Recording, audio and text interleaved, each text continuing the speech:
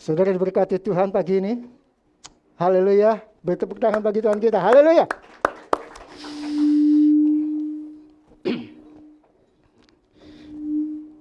Ya, mic-nya masih diatur. Ya. Hari ini satu tema yang cukup menantang untuk kita semua, ya, yaitu mengatasi ketamakan. Ya, tamak itu perkataan lain itu adalah rakus atau mungkin serakah. Ya. Jadi kalau bicara ketamakan, sifat ini kalau saya perhatikan sudah ada sejak kita kecil. Disadari atau tidak, setiap kita pernah, ya mungkin sampai saat ini, ya, ada hal yang seringkali timbul keserakahan dalam hidup kita. Kalau kita lihat anak kecil, ya, ketika sudah dibagi-bagi, ya, sama mamahnya, nih kue untuk kamu, ini kue untuk kamu, beberapa bersaudara, ya, dibagi 4. Tapi ada saja kadang-kala yang iri dengan yang lain. Dia sudah ada di tangannya, ya, kue atau bolu. Ketika dia lihat di sebelahnya, di kakaknya, dia kepengen ambil juga. Ya, jadi sifat serakah atau rakus ini seringkali keluar dengan sendirinya tanpa kita sadari. Ya. Saya juga kadang menyaksikan bagaimana ketika pembagian sembako, ya, seharusnya satu keluarga dapat 1 paket. Tetapi karena serakahnya, suaminya maju setelah dapat ganti istrinya setelah dapat ganti anaknya. Akhirnya ada yang gak kebagian. Inilah akibat keserakahan atau ketamakan yang seringkali kadang-kala timbul dalam hati kita sebagai manusia. Oleh sebab itu, kalau pada saat pagi ini kita mau bicara bagaimana mengatasi ketamakan, itu memang penting. Ya. Kalau kita membaca dalam kitab Kolose, ya, Kolose pasal 3 ayat 5, dikatakan begini. Karena itu matikanlah dalam dirimu segala sesuatu yang duniawi, yaitu, ya, saya masuk langsung ke serakahan, ya, karena saya akan fokus kepada ini, ya, hal-hal lain kita abaikan dulu, yaitu keserakahan yang sama dengan penyembahan berhala. Ya. Jadi jelas sekali di dalam ayat ini dikatakan bahwa keserakahan ini adalah hal yang duniawi. Padahal ketika kita memutuskan percaya Yesus, ada satu komitmen yang kita harus buat, yaitu kita harus menjadi manusia baru. Manusia rohani. Jadi kita harus siap untuk meninggalkan hal-hal yang duniawi. Manusia duniawi yang acap kali ini akan membuat langkah kekristenan kita menjadi terganjal. Ketika manusia duniawi ini masih menguasai kehidupan kita. Oleh sebab itu Rasul Paulus ingatkan, matikanlah dalam dirimu sesuatu yang duniawi. Karena sesungguhnya Tuhan ingin supaya hidup kita ketika kita meninggalkan manusia lama kita harus fokus bagaimana kita hidup di dalam manusia baru kita. Karena manusia baru inilah yang diperkenan Tuhan untuk masuk di dalam kerajaannya. Amin. Keserakahan ini ada yang sama dengan penyembahan berhala. Ketika manusia dikuasai oleh keserakahan atau ketamakan, dia sedang melakukan penyembahan berhala atau menduakan Tuhan. Dan Tuhan sangat tidak senang ketika kita menduakan Dia.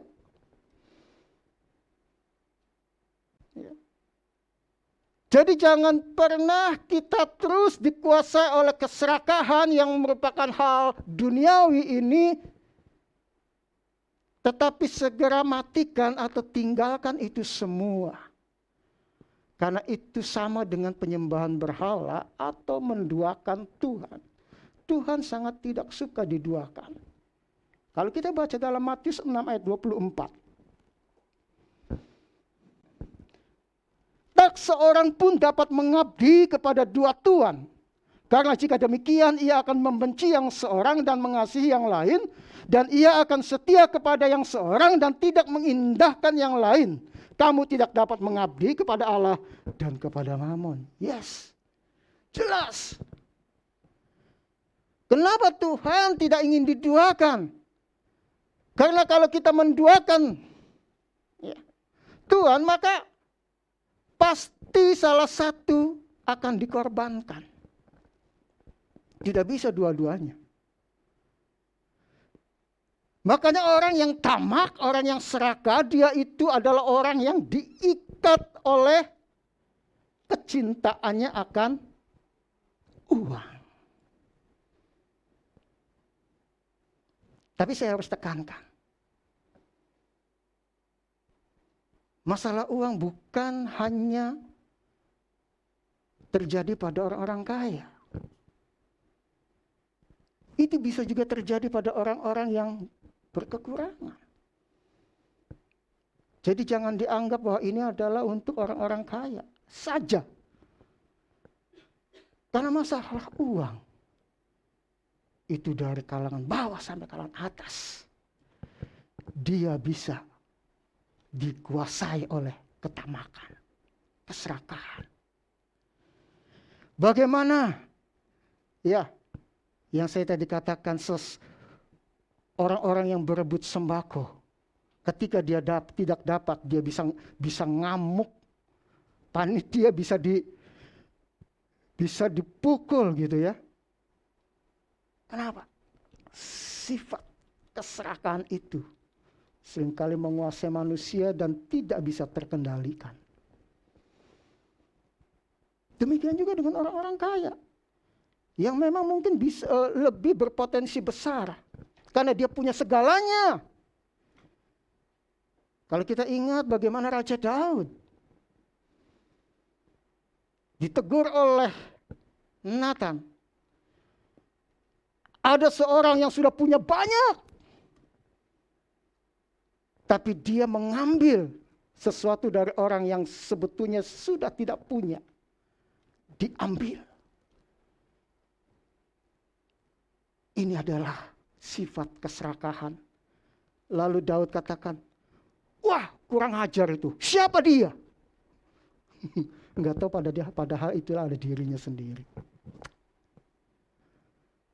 Bagaimana seorang Daud, dia sempat ada dalam penguasaan keserakahan. Jadi bukan hal tidak mungkin juga itu terjadi dalam setiap hidup kita. Yang jadi persoalannya adalah, maukah kita bersama-sama mengatasi ketamakan ini? Karena ketika seseorang dikuasai oleh keserakahan, ketamakan, di dalam 1 Timotius 6 dikatakan cinta uang itu adalah akar segala kejahatan. Ketika kita mencintai uang, apapun kita akan kerjakan. Termasuk apa?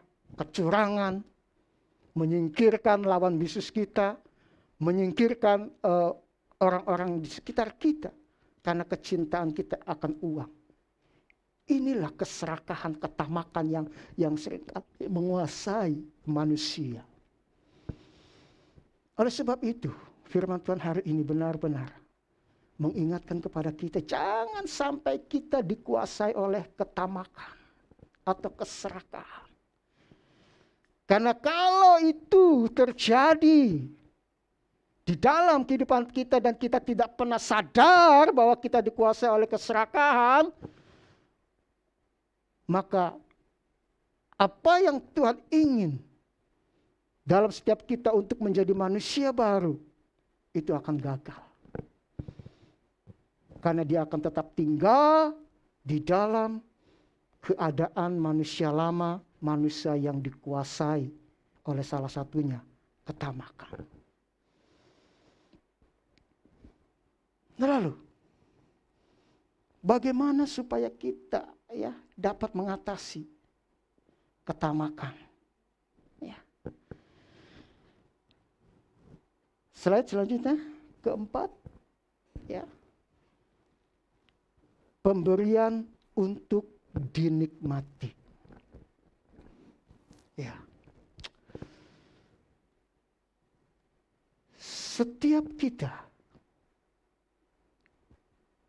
diberkati oleh Tuhan. Mungkin memang berkatnya beda-beda. Ya. Berkatnya beda-beda. Tetapi yang jadi persoalan, tidak semua orang yang menerima berkat Tuhan itu atau harta kekayaan yang kita terima itu bisa menikmati. Ya, ada banyak kita lihat orang-orang yang sudah berkelimpahan dengan harta. Mereka tidak bisa menikmati. Saya mendengar ada seorang kaya yang punya villa di satu bukit. Bagus villanya. Tapi apakah dia bisa menikmati? Setahun sekali dia tinggal di villa itu sudah bagus. Karena kesibukannya mengejar, memburu harta, dia tidak punya waktu menikmati villa yang dia sudah beli dan dia sudah. Yang nikmati siapa? Pembantunya. Yang hari-hari tinggal di situ. Jadi untuk apa dia beli villa bagus-bagus? Nggak bisa nikmatin. Ya. Banyak orang berlomba-lomba untuk menumpuk harta kekayaannya tanpa pernah mampu untuk menikmati kekayaannya. Waktu yang habis untuk mengumpulkan harta tak sebanding dengan kemampuan menikmatinya. Akhirnya hidup mereka menjadi menderita walaupun bergelimang oleh harta. Jadi waktu yang dia buat untuk mengejar harta itu tidak sebanding dengan waktu di mana dia bisa menikmatinya. Karena dia terlalu memburu harta itu, waktu untuk menikmatinya habis. Apakah ini yang dicari oleh manusia? Jadi untuk apa dia buru harta itu kalau akhirnya tidak bisa menikmati?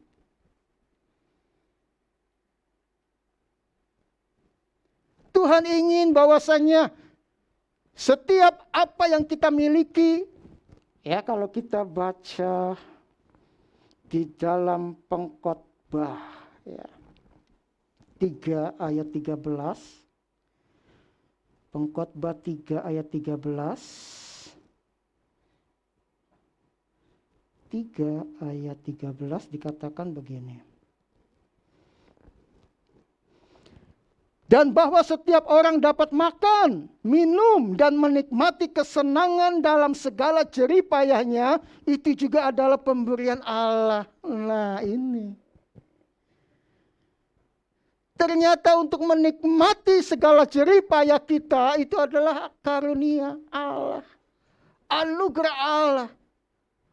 Tanpa itu ternyata manusia tidak bisa menikmati. Oleh sebab itu, berdoa berdoalah kepada Tuhan supaya engkau bisa menikmati segala hasil jerih payahmu. Berdoalah kepada Tuhan supaya kita dikaruniai untuk bisa menikmati. Untuk apa jerih payah kita kalau kita tidak bisa nikmati? Ya, berdoalah supaya kita bisa menikmati. Hanya orang-orang yang tidak bisa menikmati jerih payahnya, itulah dia orang-orang yang terjebak kepada keserakahan.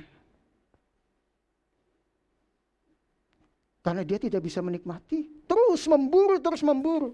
Dia kejebak pada keserakahan dan kerakusannya. Hidup dikuasai oleh ketamakan. Hidup dikuasai oleh keserakahannya. Dia tidak bisa menikmatinya. Tapi kalau orang yang bisa menikmati akan hasil jerih payahnya, saya percaya dia tidak akan terjebak kepada ketamakan. Karena dia bisa mensyukuri apa yang sudah dia terima. Amin. Yes. Jangan kita terjebak oleh keserakahan. Berdoalah supaya kita dikaruniai Tuhan untuk bisa menikmati. Supaya apa? Supaya kita di dalam itu kita boleh bersyukur kepada Tuhan. Kita tidak terus memburu, waktunya habis. Tahu-tahu sudah tua. Tahu-tahu sudah dilarang makan ini. Dilarang makan itu. Lalu makan apa? Uang banyak. Makan ini nggak boleh, makan ini nggak boleh. Makannya nasi putih. Apa nikmatnya hidup seperti itu? Oh, puji Tuhan. Oke, yang kedua. Slide berikutnya. Pemberian untuk dibagikan. Cara agar hati kita tidak melekat oleh harta adalah dengan belajar memberi. Ya. Kita harus belajar memberi. Kenapa? Karena kita menjadi orang-orang yang kikir, orang-orang yang pelit. Ya. Sudah pasti.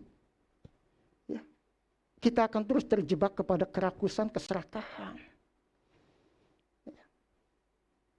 Makanya, mari kita harus memiliki kemurahan hati. Sebagaimana di dalam Galatia 5 ayat 22. Ya. Galatia 5 ayat 22 dikatakan begini. Ini ayat yang cukup terkenal. Tetapi buah roh ialah kasih, sukacita, damai sejahtera, kesabaran, kemurahan. Kemurahan ini adalah buah roh. Jadi orang yang hidup di dalam Tuhan, manusia yang dipenuhi, dikuasai oleh Roh Kudus, maka dari hatinya ada kemurahan.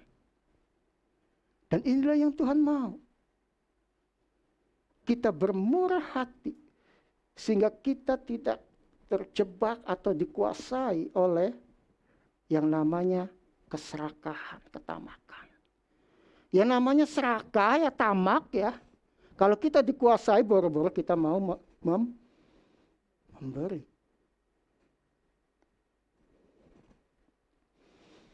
Oleh sebab itu, jelas Rasul Paulus katakan, tinggalkan itu semua dan belajarlah memberi. Belajarlah memberi. Ya tentunya kita minta supaya kita dipenuhi Roh Kudus. Dari Roh Kudus itulah ada buah-buah yang keluar dari hidup kita. Salah satunya kemurahan hati, suka berbagi. Dan kalau ini terjadi, sungguh hidup kita akan dipenuhi dengan damai sejahtera Tuhan. Puji Tuhan. Kisah 20 ayat 35. Kisah 20 ayat 35 dikatakan, terlebih berbahagia orang untuk memberi daripada menerima. Ya, ini hukumnya Tuhan.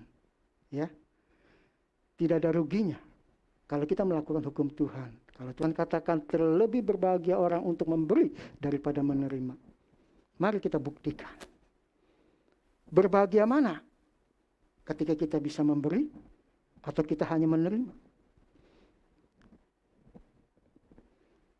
Berbahagia ketika kita bisa memberi orang lain. Ketika kita bisa menolong orang lain.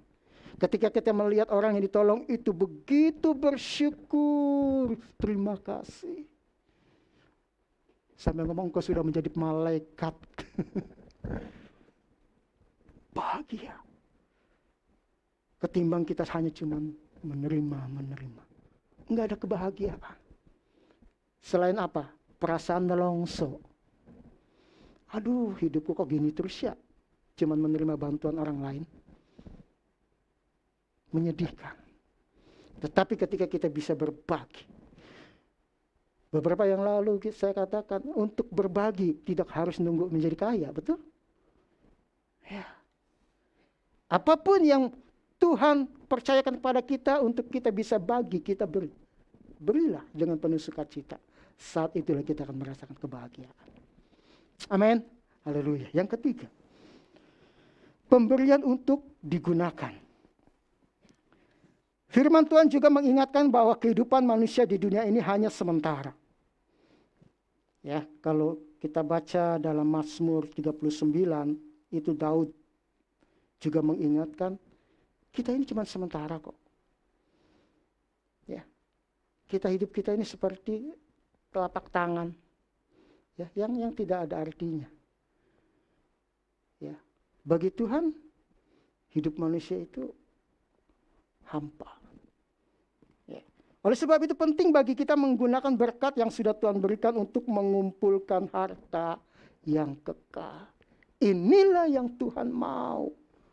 Bukan kita menumpuk sebanyak-banyaknya kekayaan di dalam dunia ini lalu kita tidak bisa menikmatinya, kesia-siaan adanya. Tetapi Tuhan ingin supaya kita mengumpulkan harta di surga.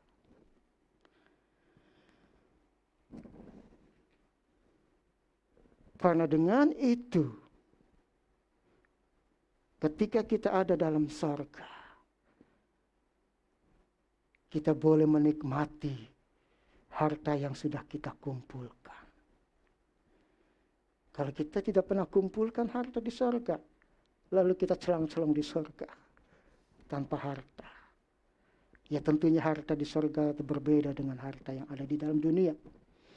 Ya, yang pasti bahwa Tuhan ingin setiap kita, mari, jangan kita mau terus dikuasai oleh ketamakan yang merupakan hal duniawi, yang merupakan produk daripada manusia duniawi. Tinggalkan itu semua, matikan itu semua. Mari kita fokus bagaimana kita hidup sebagai manusia rohani.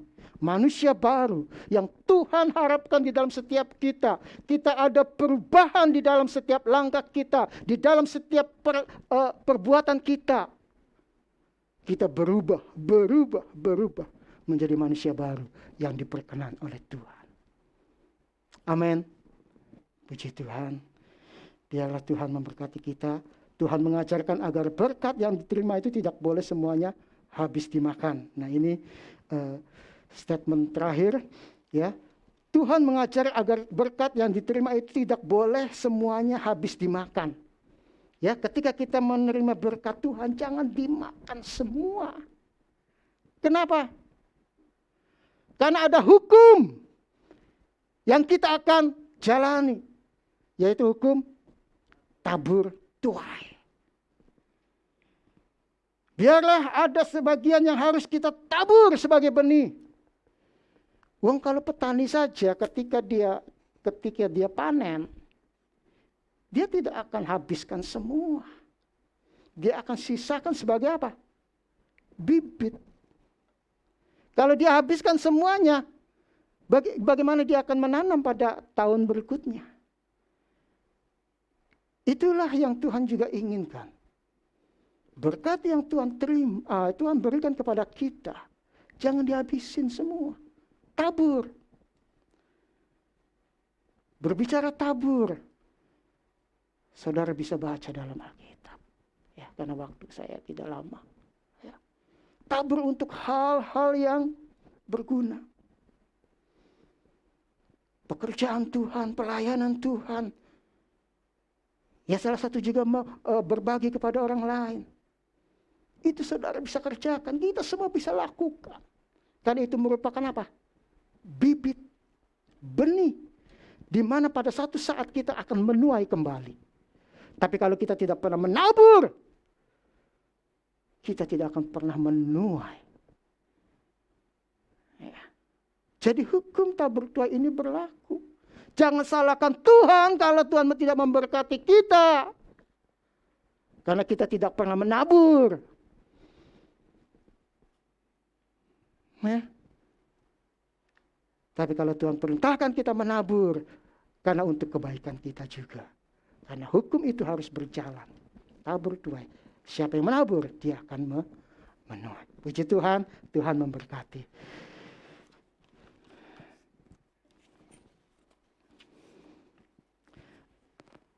Waktu selanjutnya saya serahkan kepada Bapak Gembala untuk doa dulu. Oke, yuk kita berdoa dulu untuk firman Tuhan ini. Bapak, kami mengucap syukur kepadamu untuk pagi ini sudah mengingatkan kami melalui firman Tuhan supaya kami benar-benar hidup sesuai dengan kehendak Tuhan, menanggalkan atau mematikan manusia lama kami, khususnya pada hari ini Tuhan ingatkan agar kami tidak dikuasai oleh ketamakan atau keserakahan, tetapi kami boleh membuang itu semua dengan hidup, boleh menikmati karena anugerah Tuhan hidup berbagi dan hidup berguna bagi banyak orang. Terima kasih Tuhan. Meteraikan firman Tuhan ini biarlah kiranya boleh kami lakukan dengan segenap hati kami supaya kami menjadi manusia baru, terus diproses menjadi manusia baru dan sempurna seperti Kristus. Terpujilah namamu di dalam nama Tuhan Yesus. Kami mengucap syukur. Haleluya. Amin.